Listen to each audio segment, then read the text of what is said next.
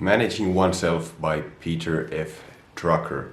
So this is a summary of the best ideas from this book.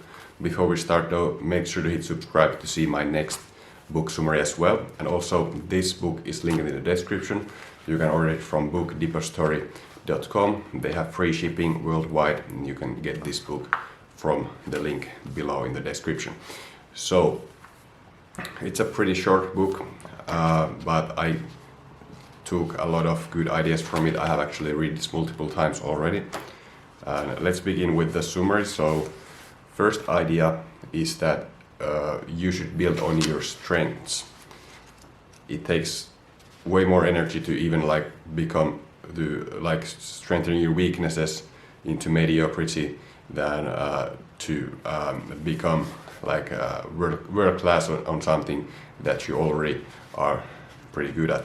So waste as little time as possible on areas of weakness and focus on your strengths, and that's how you can become excellent at something. So second idea is that you should know whether you are a reader or a listener.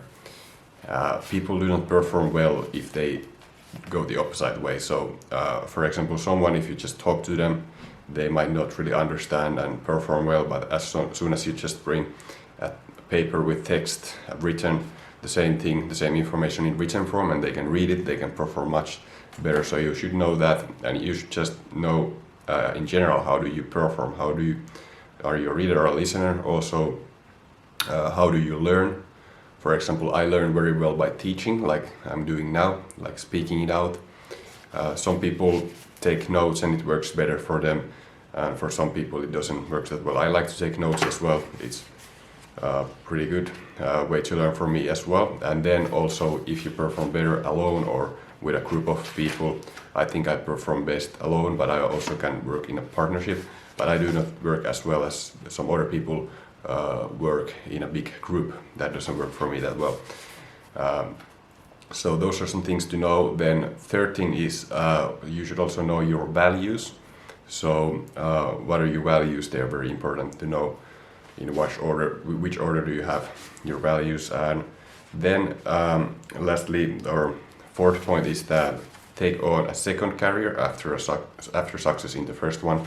So that's something to do in your second half of your life, is to take on a second career.